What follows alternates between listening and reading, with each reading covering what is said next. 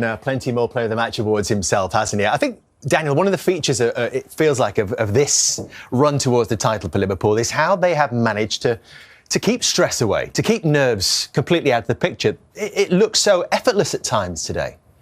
I think that the calmness of the manager and the experience of the spine of the team, the experienced players that they've got in Alisson, Verge, Mo, who have been in these moments, many times. Obviously, they've failed at times coming here as well. And throughout the season, I think they've performed unbelievable. They've been consistent. And I think that's not a trait that is respected a lot of the time, because I think sometimes, when you're talking about the best players in teams, sometimes they're top, sometimes they're not. But when you're looking at the big names for Liverpool, the goalkeeper when he's been playing, Verge has been a revelation this season, and Mo's numbers, I mean, he's on a record pace right now. So you have to say to them that even though the players are older, it seems as if they're like fine wine, baby. They're just getting better as time goes on. So give them a lot of credit. And the manager, what he's done to come into the squad, into the club, and get the squad to play his style and almost take on his personality in terms of how calm they are in games. They seem to stick to his game plan quite often. Today, the tactics were different. But again, they come out here, they do whatever they need to do. And as you said, they adapt. So I'm really impressed. Spearheaded by a sensational season from Mo Salah, as Patrick was alluding to in the questions, and we'll come on to talk about just what an extraordinary year it's been for Mo Salah. But there it is again, and Liverpool fans are not going to tire of seeing their team 11 points out in front, and whether Varsy's superior goal difference as well, 10 better than Arsenal, their nearest challenger right now. Of course, we're beaten at home by West Ham yesterday to really put this on Liverpool's plate. Only 3 times in Premier League history has a lead that big or greater been overturned. The most recent, 97-98. Micah, can you build a case? Can you build a case for something extraordinary happening here from someone else to come from the pack? No, I think if Arsenal had a fully fit squad, maybe. But no Saka, losing Havertz.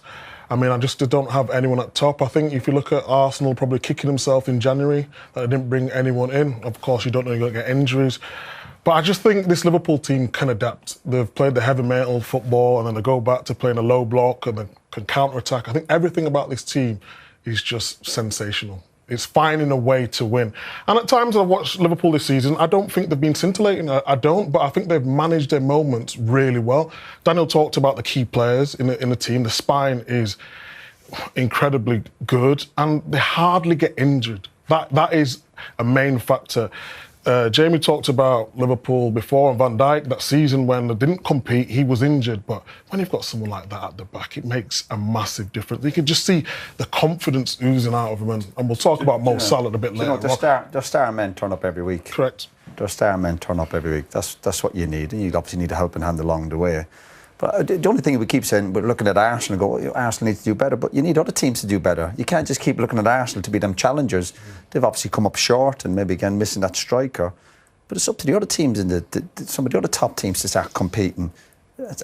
I know we've been critical of Arsenal for slacking off recently, but you need one or two other teams to compete as well. It can't be just on Arsenal. Daniel mentioned the word legacy when we were talking earlier about Mo Salah, but do you think there could be a theory that some of these senior players in this Liverpool dressing room, the likes of Alisson, Virgil van Dijk, Mo Salah, would want more than one league title to show for their efforts at Liverpool?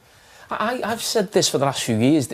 What Liverpool have done, or the quality players that they've got, and how good a team they've been, they haven't won enough. And I'm not criticising them really. Just the competition's been so strong. And you look at Manchester City, arguably, 4 titles in a row, winning a treble, a domestic treble as well. Arguably the greatest sort of Premier League team we've seen, or certainly era, is Pep Guardiola, and that's what this Liverpool team have come up against. And when you actually look at what they've won, it isn't enough, or maybe you could frame it a different way. They probably deserved a little bit more. I mean, they've lost, I think, at least 2 Champions League finals, lost the Premier League on the last day of the season twice as well, with sort of record numbers in terms of points. So, yeah, I think what Mo Salah said there as well, legacy-wise in terms of winning things, because you've got to think of the club that you play for. This is a club who's got as good a history as probably any club in world football.